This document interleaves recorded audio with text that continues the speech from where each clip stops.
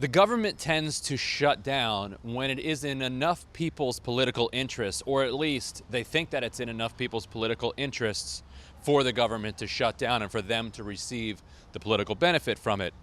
When they feel like they're no longer receiving enough benefit from it, or they've taken as much pain as they can, that's when the government opens back up. We've been talking for the last several months, and actually in the last several days, about whether or not there's going to be an immigration deal before the funding runs out for the government on January 19th. And we've been suggesting recently that the chances of a government shutdown have been dramatically underestimated by most of the reporters covering Capitol Hill and the pundits that are watching it. And the reason is that too many people have incentives to see the government shut down over this particular issue. You have the nativists like Tom Cotton and other hard-right Republicans who think that it's actually a political winner if they can make it look like the Democrats are trying to shut down the government just to protect illegal immigrants. That's their line.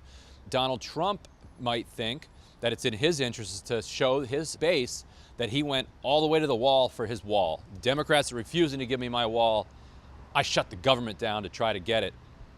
And Democrats now, and this is what has changed slightly, Democrats in the wake of the shithole comments believe that the government shutdown that was already going to be blamed on Trump will now certainly be blamed on Trump, and will be blamed on Trump's inability to act presidential, to act like an adult, to act with the responsibility that somebody who holds that office ought to have.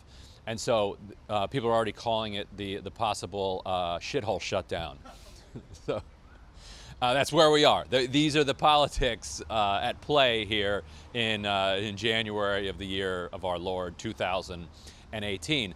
If we don't get a deal by January 19th, the government shuts down. And not only do the Democrats feel like Trump will get blamed, they feel like it will dent a sheen that he had going on a little bit. He had gone several days without doing anything terribly irresponsible or idiotic. He had gotten his tax bill passed. He then had a book calling him unfit and mentally unstable. That was the talk of the world for several days, but that's Trump, so he moves past that.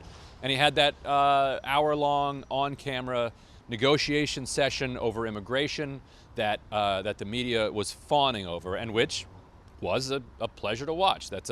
It's theater, and Trump is very good at theater. He's good on television. He knows how to manipulate that screen. So Democrats, by allowing him to stumble into a shutdown, blunt any of the gains that he might have made through those last several days. And so that's why I think that we're now coming to a place where the odds are that we do get a government shutdown. They could always stave it off at the last minute, but I think the odds are that we do get one. And then the question is, how does Trump get out of that?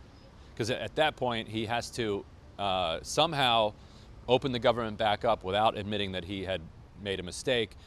There's lots of ways to get around doing that. You say that Democrats are being recalcitrant, and now they've agreed to what I've asked for, because they've always been willing to give him a little bit of the wall. It's all the rest of the stuff in the immigration proposal that they're not willing to give him. And finally, they just recognize that he's exposing himself as a virulent racist. Not only did he ask, why are we taking all these people from these shithole countries, referring to most of the countries in Africa, and he probably can't name more than one or two countries in Africa. He then added on top of it, why don't we get people from countries like Norway? And so when you're asking that question, you're not leaving much room for doubt in the mind of somebody who's wondering whether or not you are a blatant racist.